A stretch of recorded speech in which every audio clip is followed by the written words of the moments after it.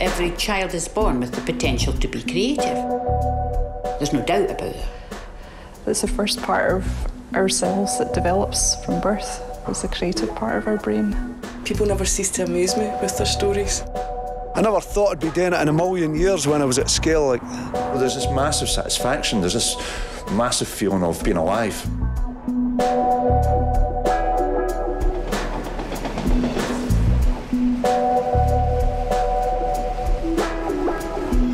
We are the Dundee literati, educated on the streets in a buck-brained scatty. We observe and write, sometimes lose the tatty. Burning issues, put down in ink, stories for the past that make you think, relevant to both the snob and the mink, and the working class punters that enjoy a wee drink. It's something that's really enjoyable to myself, and there's a great reaction for the crowd, especially with the humour in that. It's just something that makes me happy, and the whole thing with mental health is there's a lot of stigma attached. I would say writing is a fantastic therapy for possibly getting you through. You could write about anything, how you're feeling at the time. You might have anger, happiness, love, hate. Writing's a great outlet. Life just stopped, basically. The clock stops ticking. It just closes down, shuts all the doors on pleasure in life. That's, the misery of severe depression. I think art helped me to reframe experiences over time. It also helped me to make sense of the trauma that I'd been through, all the losses that I'd faced, the loss of identity, which people experiencing mental illness all face, loss of status in society, loss of work, loss of purpose.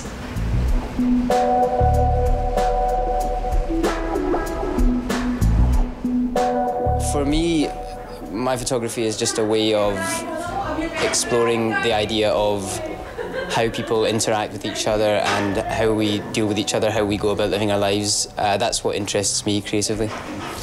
The reason that it's important for me to be creative is it gives a great deal of meaning to my life. It can be very important as a process of discovery to learn more about yourself. And I think the more you know about yourself, the more you can either feel better about yourself, or if you don't feel good about yourself, to understand why and to start to change that.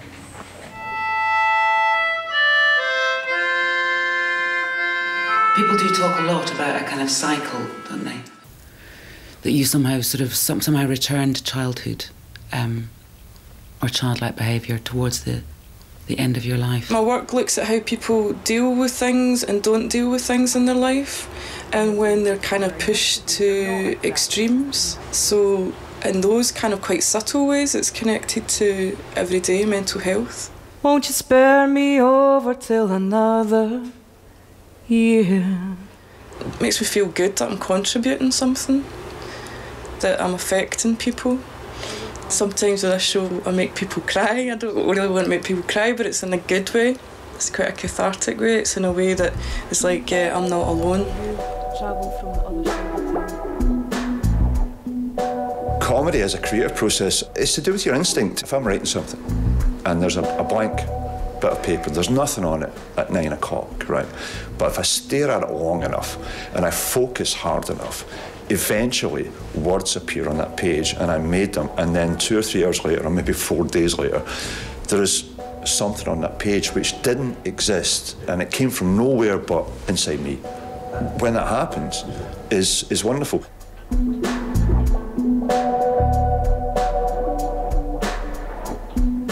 In general, there's a great power in making, and taking time out, it really blocks out everything else. If you're focused on making something and you're engaged in the material and the processes involved in it, then it can really have a meditative effect, because it blocks out everything else, and it really it gives you a bit of space and freedom. I get a good buzz off it, especially when people say they like, what I've done, and in my case, it's often related to humour. So, if I hear people laughing when they're looking at my work, that is, I've achieved what I set out to do, and so you're sort of spreading good feelings in other people, hopefully. The determination to keep drawing and painting, that was my way. But there are many ways to be creative, as there are people.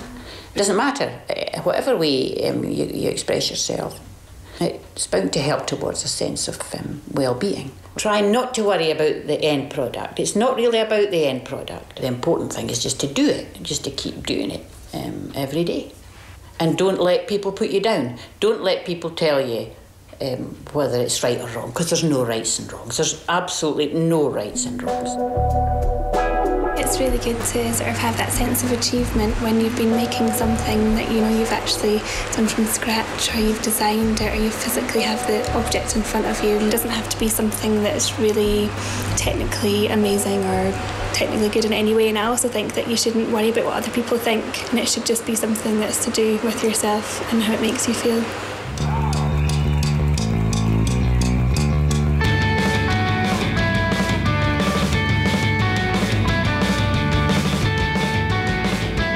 It's quite healthy to be expressive in any way that you're comfortable with. Certainly writing music and performing music particularly is quite cathartic. It's really important for anybody to try and engage as many creative activities as possible. There's an extra certain something that creative activities can give to people with mental health difficulties. Yeah, cause if I had one more chance to change my life, if I would have known I can change my mind, to start from the beginning and get my right, but it's never too late to start a new way. It's not exclusive to artists. You know, creativity lives in all formats, all professions, cooking, cleaning, being a mother, being a teacher. Creativity is really that lifeline. It keeps us alive, it keeps us in love, it keeps us healthy. Everyone has it in them to be creative, and it doesn't have to be a painting, it doesn't have to be a drawing. You don't have to be a Picasso to express yourself.